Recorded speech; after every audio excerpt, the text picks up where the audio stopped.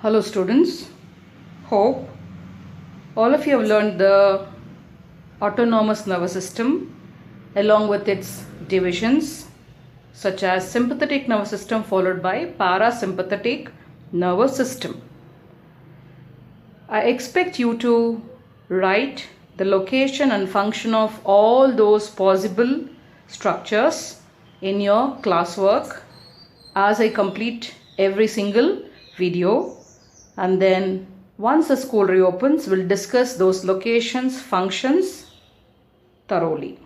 Now let us start learning the last part of this chapter, which is a very simple concept. So go through the textbook. There are a number of examples given. Learn few examples. Okay children, now let us start with differences between voluntary actions and reflexes. Now what is the meaning of voluntary actions? Now voluntary actions are those actions which are brought about in our body, or you can say which are performed consciously. So there is a process of thought in our brain. So according to that will or a wish, we carry out certain functions or certain activities in our day-to-day life activity, and those actions we call it as a voluntary actions. Okay, and the other one is the reflexes. So reflexes are those actions which are brought about in our body without our conscious. So you can say that one action is performed consciously, the other action is performed unconsciously. Now let us learn the differences between the voluntary action followed by reflexes. Now when you think about a reflex, fine. So the other name for reflex is the involuntary actions. I think in the earlier videos we have discussed a number of examples of reflex actions when we learnt about the stimulus, receptors, followed by the structure of the spinal cord, right? Now just quickly we will learn about the differences. Now the involuntary actions are actually initiated by the stimulus, and we know that stimulus is an agent that brings about the change in the activity of a organism. Okay, so remember, when you touch the hot cooker you try to withdraw your hand, so in which the impulses are conducted towards the spinal cord and then to the brain, and immediately there is a response sent to your hand to withdraw your hand. Okay, so stimulus can be of a various types. It can be the mechanical stimulus, it can be in the form of a light. Now take an example. When your eye is exposed to the bright light, immediately your eyelids will try to come close to each other so that you do not allow the high intensity of a light to enter into your eye. Okay, which is also, you can say that, one of the involuntary action which is performed without your conscious, right? So it can be even when a wind blows. When a dust particle enters into your eye, immediately there is a shedding of tears from your eye, which is also one of the protective sign in which your eye is trying to protect itself from the dust particles which has entered into the eye. Okay, so you can say that the involuntary actions are usually initiated by the various stimuli. It can be a mechanical, it can be a light, wind, it can be even the electrical, right? Okay, whereas the voluntary actions are initiated by the willing thought. So what do you mean by willing thought? If you want to do some work, okay, you try to do that work. So when you have that thought in your brain, you try to do that work. What do we call it as a voluntary action? Now take an example. As soon as you wake up in the morning, you move into the washroom, you pick up a toothbrush, you apply the toothpaste and you try to brush your teeth, right? So there is a thought there, you have to clean your teeth. So that thought makes you to clean your teeth, which is one of the voluntary action, right? So after you take bath, brush your teeth, right, you move out of the washroom, you try to pick up a book. So that is your thought that you have to learn for about 1 or 2 hours, which is also one of the voluntary action, which you are doing it consciously, right? So the involuntary actions are actually controlled by our spinal cord, autonomous nervous system, or by our brain. So if you remember, we have learnt about the reflex actions in the earlier class, or the function of a spinal cord. All sudden actions are actually controlled by the spinal cord, or you can say that whatever the activities that we perform without our conscious, it's because of these 3 structures in our body, that is spinal cord, our sympathetic followed by parasympathetic nervous system, and few from our brain also. Okay, whereas whatever the activities that we carry out because of our conscious, it is brought about by our brain. So only after getting the impulse from the brain, we carry out certain activities which has been carried out consciously. So such activities are known as a voluntary actions. So in case of involuntary actions or in the reflexes, there is an involvement of both muscles followed by glands. Now take an example. I said whenever your eye is exposed to the dust particle, immediately there is a secretion of tear from your tear glands, which removes the dust particles from your eyes, where there is an involvement of your glands. Or whenever you are being asked to come to the stage and to give a speech on one particular topic, in such case, you know that we find the adrenal gland, right? The adrenal gland, which secretes the adrenaline, which prepares our body for a flight or a fight, right children, that we have discussed in the earlier video. So thus you can say that the involuntary actions involves glands followed by muscles.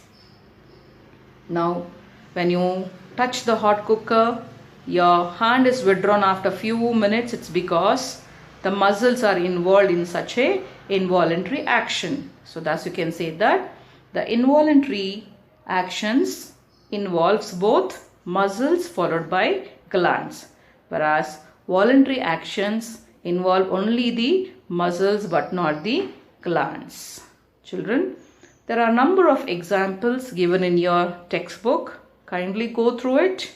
Sometimes you can expect a list of activities and asking you to differentiate between the voluntary actions followed by involuntary actions. Now let us learn about the definition of reflex action. So what is the meaning of a reflex action? Just now I told you that reflex actions are the actions which are carried out without our conscious. So how do we define the word reflex action? Reflex action is an automatic, quick, involuntary action in the body due to stimulus. So children, how do we define the word reflex action? So reflex action, just now I told you a number of examples, right? So how do we define the word reflex action? It is an automatic, quick, involuntary action. What do we call it as a reflexes? So it is an automatic, quick, involuntary action in the body due to stimulus. Okay, children, this definition you can expect for about 1 mark in define the following. You have to use the words carefully, that is automatic word, quick word followed by involuntary action, and you cannot miss out the word stimulus. Okay, now let us learn about types of reflexes. So already we learned that reflexes are those activities which are carried out without our conscious. Now there are two different kinds of reflexes, known as a natural reflex followed by conditioned reflexes. You can say that both are automatic, involuntary action. Okay. Now what do I mean by natural reflexes? Natural reflexes are those activities which are brought about in our body,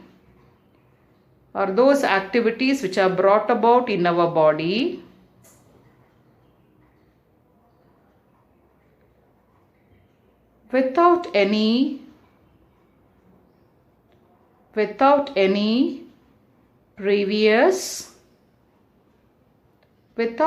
previous learning or experience. Right? So, and this natural reflex can also be named as innate reflex. It can be named as innate reflex. Okay. Now, what is the meaning of natural reflex?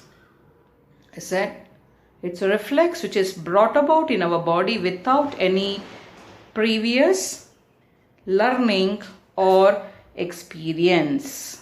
So, what is the meaning of this particular definition? In the sense, children, all these activities are carried out in our body. It's because of the genetic material that we have inherited from our parents. Or you can say that these reflexes, you can say they are inborn. They are inborn in the sense inherited from the parents.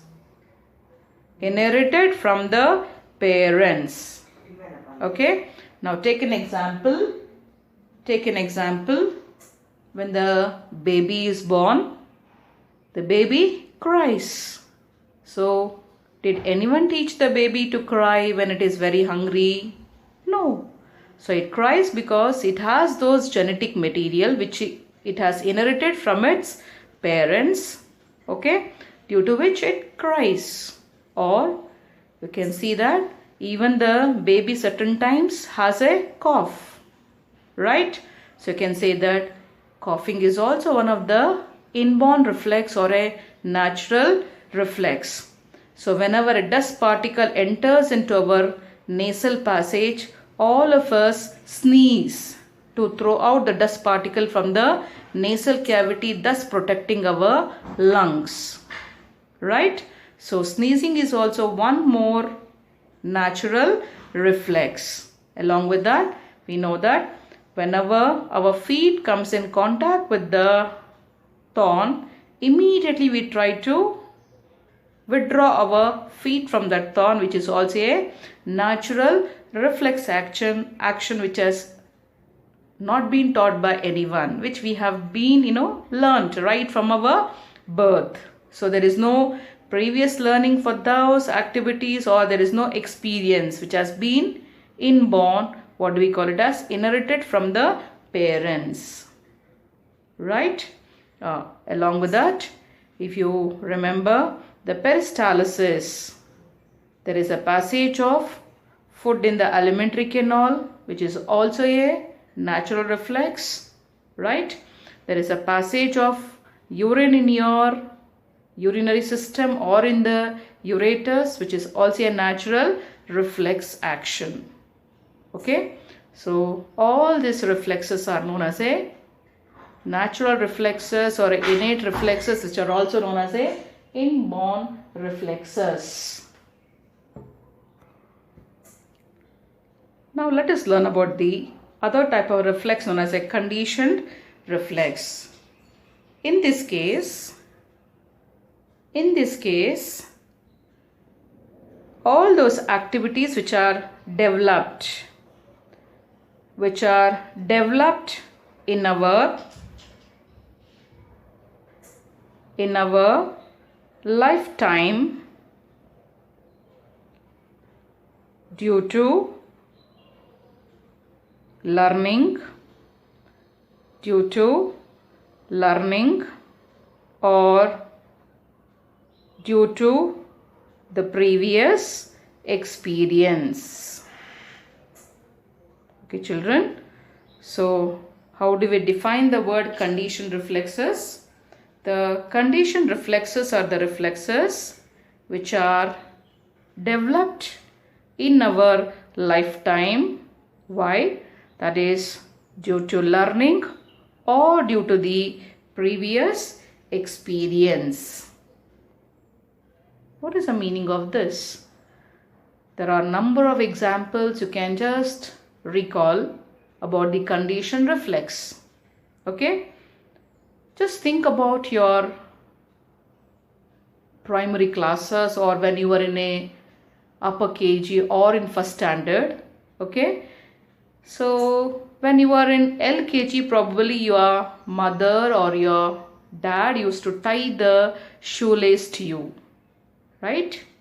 Gradually, you would have started tying the lace after some time. But the day when you started tying the shoelace, you would have looked at the right hand side thread, the left hand side thread. You would have crossed those two threads and then knotted those threads, which would have taken a long time, right? That you would have done it regularly, maybe 10 days, 15 days, and gradually you got used to that in such a way that now when I ask you to tie your shoelace, without even looking at those threads, you try to tie your shoelace. So you can say that such action, you can call it as a conditioned reflex. So in the sense, the daily habit has become conditioned in such a way that even without looking at the shoelace, you try to tie the shoelace, right? So you can say that one example is that tying of your shoelace is one of the conditioned reflex. In the same way, children, probably when you try to, press those keys on the computer keyboard, in the beginning you would have looked at every single letter of the keyboard, such as A, B, Z, X, right? And then you would have typed the word looking at every single key. But once you get used to the keys, without even looking at the keys, you try to type the word. So you can say that, which is also one more example of the conditioned reflex, that is using the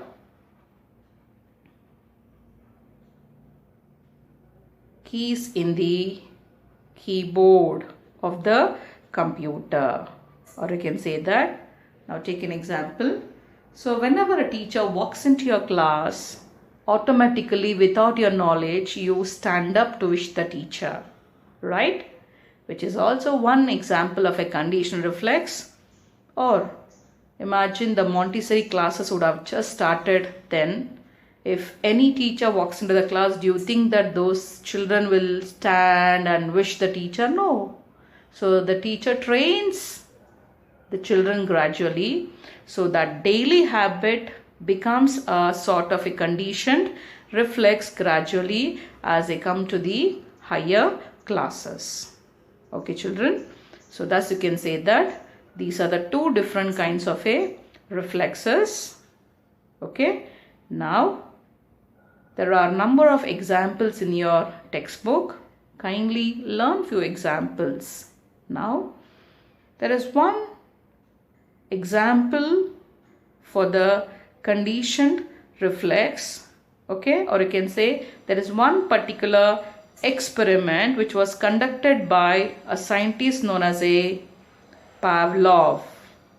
Okay, where he demonstrates the development of conditioned reflex in one of the dog.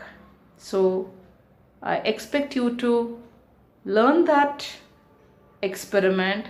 It's quite easy, so that we can discuss once the school reopens. Okay children, it's quite easy. Learn all by yourself. Now let us learn about the pathways in case of these reflexes. Children, I think already we have discussed about the reflex action. If you remember, there is a involvement of certain neurons in the reflex action, right?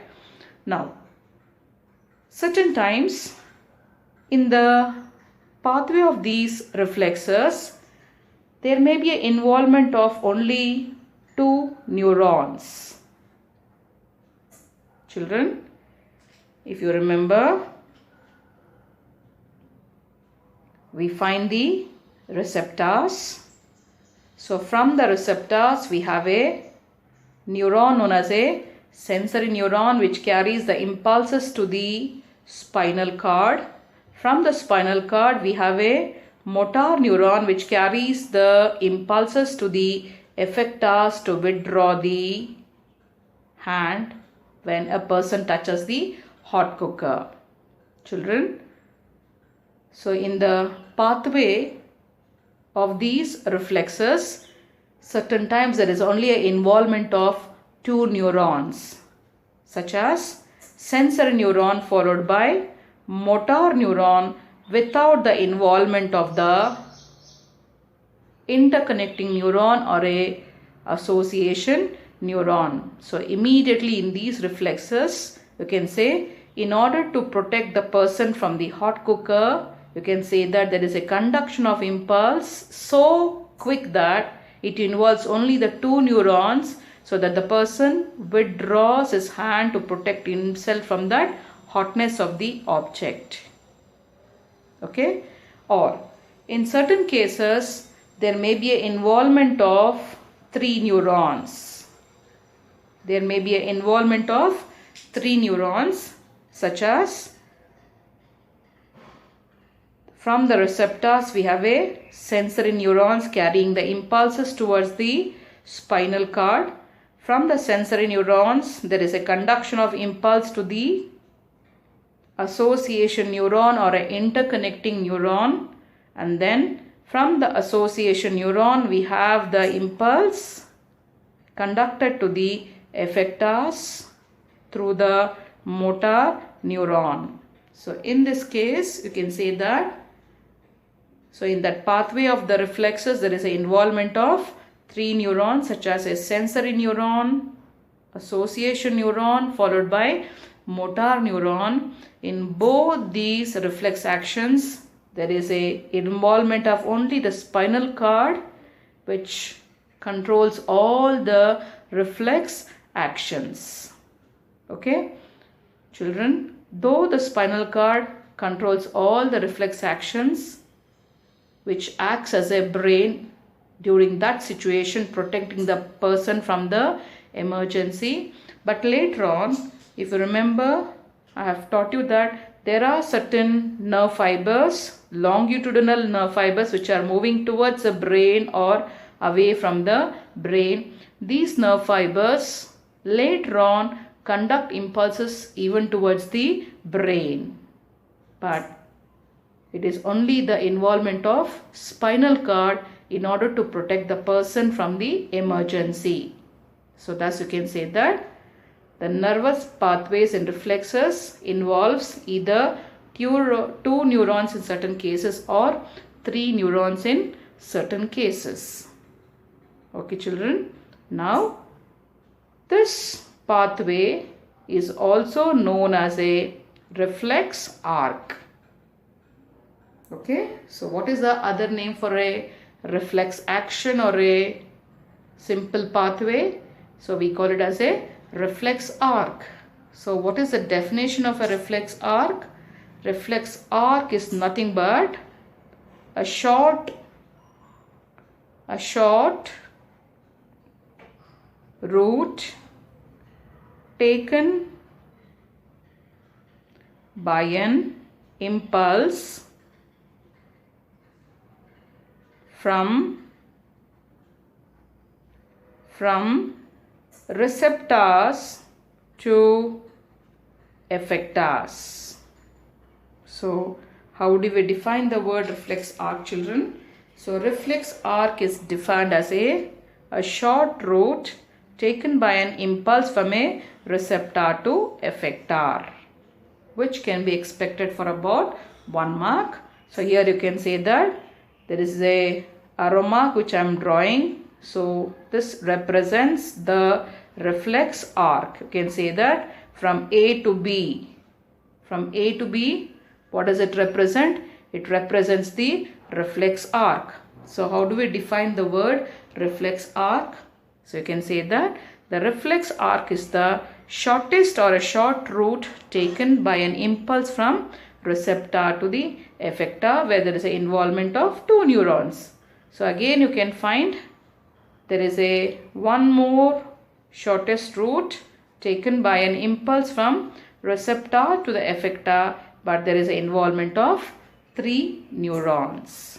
Children, with this we complete about the nervous system part A.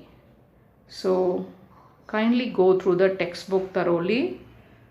This particular concept is very easy, but when you are learning the definitions of natural reflex, conditioned reflex, you have to be very careful with the words, that is learning, previous experience. So you have to use these words when you are writing the definitions. And then I told you, learn even the experiment which was conducted on the dog by Pavlov, which is very interesting, where you can learn about the conditioned reflex. Children, hope you are safe at home. Learn thoroughly. Thank you.